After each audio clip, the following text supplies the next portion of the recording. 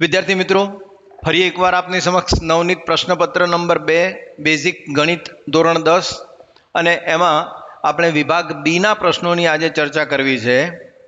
વિભાગ બી માં 2 ગુણના પ્રશ્નો હોય છે. 13 માંથી કોઈ પણ 9 પ્રશ્નો લખવાના હોય છે. ખૂબ સરળ છે. થોડીક ગણતરીની રીત શીખી લેજો અને ગણતરીની રીત શીખ્યા પછી તમને જે પણ પ્રકારનો કોઈ પણ દાખલો આવે તો પણ તમે એને ગણી શકશો. 25મા નંબરનો પ્રશ્ન છે પહેલો કે એવી દ્વિઘાત બહુપદી મેળવો જેના શૂન્યો 10 અને -2 હોય. હવે આપણે મેળવવાની છે દ્વિઘાત બહુપદી જેના શૂન્યો છે. શૂન્યો એટલે આલ્ફા, આલ્ફા બરાબર 10 છે અને બીટા છે એ -2 છે. આટલું જ્યારે આપેલું હોય ત્યારે આપણે સૌથી પહેલાં આલ્ફા પ્લસ બીટા અને આલ્ફા ગુણ્યા બીટા આપણે શોધીશું. આલ્ફા ઇન્ટુ બીટા શોધીશું. આલ્ફા પ્લસ બીટા બરાબર 10 વત્તા કૌંસમાં -2 બરાબર 10 - 2 બરાબર 8. આટલું આપણે શોધી લેવાનું.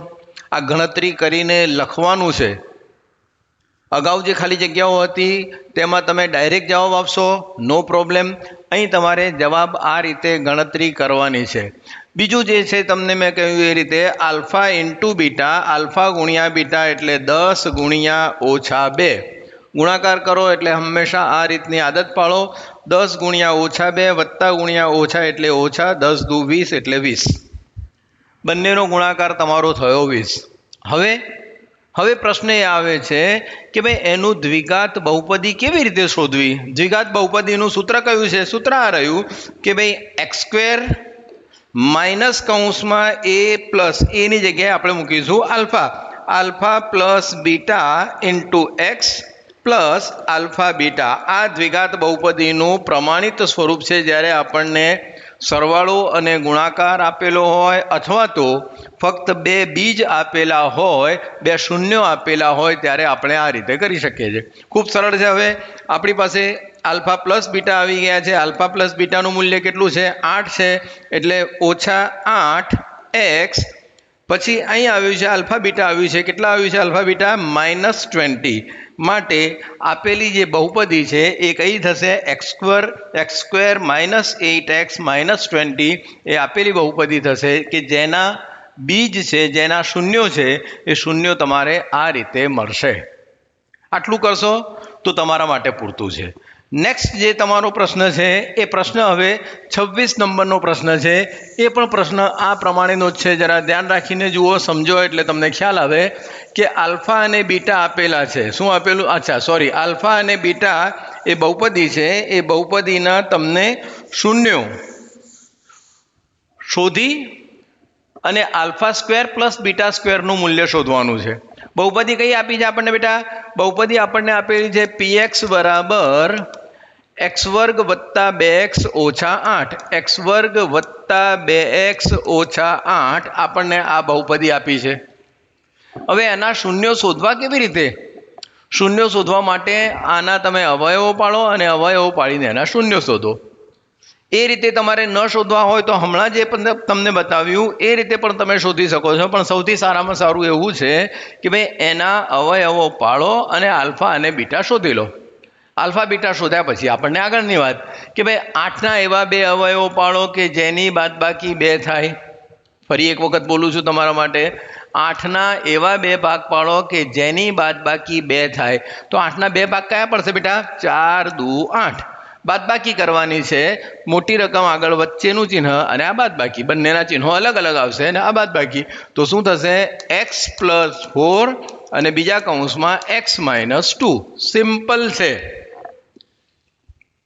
અહીં 8ની જગ્યાએ 15 આપેલા હોય, 17 આપેલા હોય, 22 આપેલા હોય, 21 આપેલા હોય, જે પણ આપેલું હોય એના અવયવો પાડવાનો પ્રયત્ન કરવાનો. અને અવયવો પાડીને અહીં ઓછાનું ચિહ્ન આવે તો એની બાદબાકી કરવાની, વત્તાનું ચિહ્ન આવે તો સરવાળો કરવાનો અને ચિહ્નો મૂકવાના. માટે આપણે એમ કહીએ કે શૂન્યો શોધવા છે તો આ શૂન્ય મૂકીએ. માટે x + 4 બરાબર 0 અને x - 2 બરાબર 0. એનો અર્થ એમ થાય કે xનું મૂલ્ય થશે -4 અને xનું મૂલ્ય થશે 2. માટે 2 શૂન્યો તમારા થયા -4 અને 2. વાત આટલે સુધી સમજમાં આવવી જોઈએ. ના આવતી હોય તો ફરી એક વખત જુઓ તમે વિડીયો. અને પછી આટલે સુધી x બરાબર આટલા, એનો અર્થ એમ થાય કે આલ્ફા બરાબર -4 અને બીટા બરાબર 2. હવે વિસ્તરણનું એક સૂત્ર છે, એનો ઉપયોગ કરવાનો છે alpha square plus beta square માટે. Alpha square plus beta square બરાબર, આ સૂત્ર તમારે યાદ રાખવું પડશે, બરાબર આલ્ફા વત્તા બીટા કૌંસ બાર 2 ઘાત ઓછા 2 આલ્ફા બીટા. ફરીથી alpha square plus beta square is equal to alpha plus beta કૌંસ બાર વર્ગ ઓછા 2 આલ્ફા બીટા. ચલો આલ્ફા અને બીટાનું આપણે કિંમત મળી ગઈ છે, તો આલ્ફા બીટા કેટલા થશે? -4 વત્તા 2 કૌંસ બાર વર્ગ ઓછા 2 કૌંસમાં -4 કૌંસમાં 2. ઓકે, આ -4 વત્તા 2 એટલે કેટલા થયા? ઓછા 2 નો વર્ગ. ઓછા ગુણ્યા ઓછા તમારા થશે વત્તા, 4 દુ 8 દુ 16. 2 નો વર્ગ થશે તમારે 4, ઓછા હોય કે વત્તા હોય વર્ગ હંમેશા ધન થાય. વત્તા 16 બરાબર 16 ને 4 20, એટલે એનું મૂલ્ય થશે તમારે આલ્ફા સ્ક્વેર પ્લસ બીટા સ્ક્વેરનું મૂલ્ય થશે 20. આ પ્રકારના પ્રશ્નો બોર્ડમાં પૂછાયેલા છે. તૈયારી કરો અને તૈયારી કરીને તમે એને આગળ વધવા પ્રયત્ન કરો, એટલે તમને ખ્યાલ આવે કે કેવી રીતે આ પ્રશ્નો થાય છે.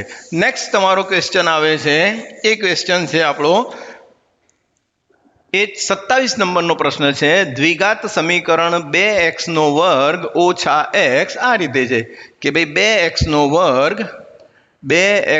વર્ગ ઓછા x વત્તા 1/8 બરાબર 0 નો અવયવીકરણની રીતથી ઉકેલ મેળવો.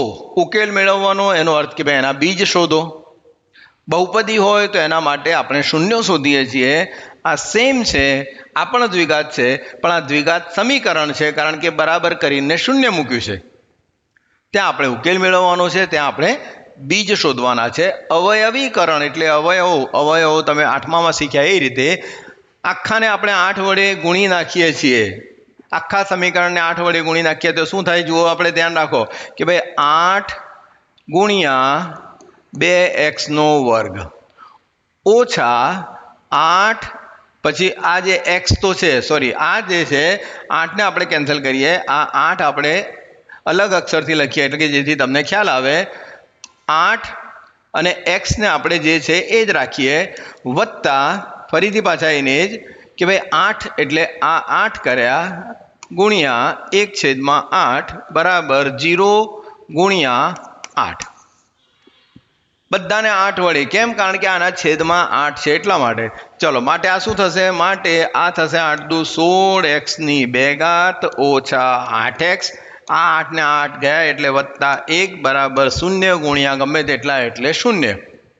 0 ગુણ્યા ગમે તેટલા એટલે 0.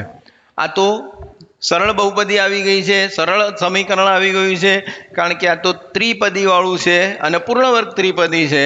તો આ થશે 4x ની કૌંસ બાર 2 ઘાત ઓછા 1 ની કૌંસ બાર 2 ઘાત બરાબર 0. ખ્યાલ આવી ગયો?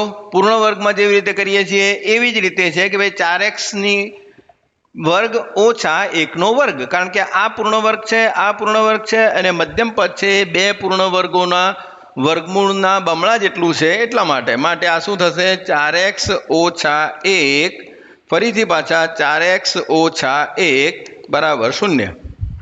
4x નો વર્ગ ઓછા 1 નો વર્ગ, અથવા તો આને આપણે થોડુંક જરા ચેન્જ કરીએ એટલે આમ થશે કે ભાઈ 4x આમ થશે તમારું કે 4x ઓછા 1 નો વર્ગ. ખ્યાલ આવી ગયો તમને કે ભાઈ 4x ઓછા 1 નો વર્ગ, 4x ઓછા 1 નો વર્ગ થયો તો 4x ઓછા 1 એક વખત અને 4x ઓછા 1 બીજી વખત. એનો અર્થ એમ થાય કે 4x ઓછા 1 બરાબર 0. ફરીથી આપણે મૂકીએ 4x ઓછા 1 બરાબર 0. માટે 4x બરાબર આ બાજુ લઈ જાઓ ઓછા 1 એટલે વત્તા થશે, 4x બરાબર આ બાજુ ઓછા લઈ જાઓ એટલે વત્તા થશે. માટે x બરાબર 1/4 અને એ જ રીતે અહીં x બરાબર 1/4. માટે આ બંનેના ઉકેલ તમે શોધો તો ઉકેલ કેટલો થશે બેટા? 1/4, 1/4.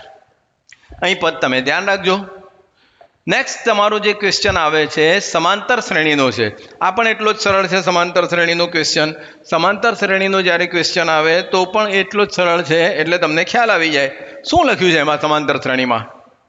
સમાંતર શ્રેણી આપેલી છે અને એ સમાંતર શ્રેણી કઈ આપી છે ભાઈ? 21, 18, 15 અને આગળ આપ્યું છે નું કયું પદ -81 હશે? આ ઉતરતી શ્રેણી છે. કેવી શ્રેણી છે? ઉતરતી શ્રેણી છે. ચડતી શ્રેણીમાં ડી ધન આવે, ઉતરતી શ્રેણીમાં ડી ઋણ આવે. ફરીથી, ચડતી શ્રેણી હોય તો એમાં ડી હંમેશા ધન આવે, કારણ કે A2 - A1 છે. ઉતરતી શ્રેણી હોય તો ડી હંમેશા ઋણ આવે. તો અહીં આપણે કહીએ કે ભાઈ A બરાબર 21, સિમ્પલ છે. ડી બરાબર A2 - A1 બરાબર 18 - 21. 21 થી 18 થી 19, 20 અને 21 પણ કેવા? ઋણ. એટલે ડી તમારા આવ્યા -3. કયું પદ -81 હશે? તો આપણને આપેલું છે an બરાબર -81 અને શોધવાનું છે આપણે n. શું શોધવાનું છે આપણે? n શોધવાનું છે કે કયું પદ હશે. પહેલું, બીજું, ત્રીજું, ચોથું, પાંચમું અને -81 ક્યારે આવશે એ આપણે જોવું છે. તો શું કરીશું બેટા? આપણે જોઈએ કે ભાઈ an બરાબર a plus n minus 1 into D. આ સૂત્ર છે. nમું પદ બરાબર a પ્લસ કૌંસમાં n-1 ગુણ્યા ડી. કિંમતો મૂકતા જઈએ એટલે ખ્યાલ આવે આપણને. ચલો, an કેટલા છે? માટે an બરાબર -81.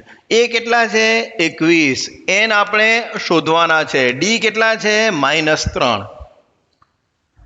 ચલો, માટે -81 આ +21 પેલી તરફ જાય એટલે -21 બરાબર n-1 કૌંસમાં -3.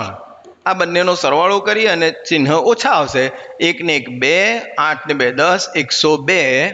અને આ જે 3 છે એ 3 ને હું સામે લઈ જાઉં તો શું થશે? -3. પણ ક્યાં જશે? છેદમાં જશે. બરાબર n-1. ઓછા ભાગ્યા ઓછા એટલે વત્તા થઈ ગયા. 3 એકા 3, 3 તારી 9, 10, 12, 3 4 12, 34 બરાબર n-1.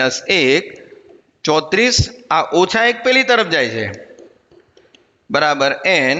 માટે n બરાબર 35. એનો અર્થ એમ થશે કે 35મું પદ -81 હશે. 35મું પદ કેટલું હશે બેટા? -81 હશે. એ આપણને ખ્યાલ આવવો જોઈએ. આ રીતે આગળના પ્રશ્નો પણ આપણે ચર્ચા કરવાના છે. જોડાયેલા રહેજો. ચેનલ પર પહેલી વખત આવ્યા હોય કે જ્યારે પણ જોયેલા હોય, ઘણા બધા વિડીયો 10માના છે, 9માના છે, તમે જુઓ. અને ચેનલને સબસ્ક્રાઈબ કરવાની કોઈ જરૂર નથી. તમને એમ લાગે તો કરો, અધરવાઇઝ તમે તમારા જે પણ ધોરણમાં હોય એમાંથી આગળ વધો. એવી જ શુભેચ્છાઓ છે. Thank you. આભાર.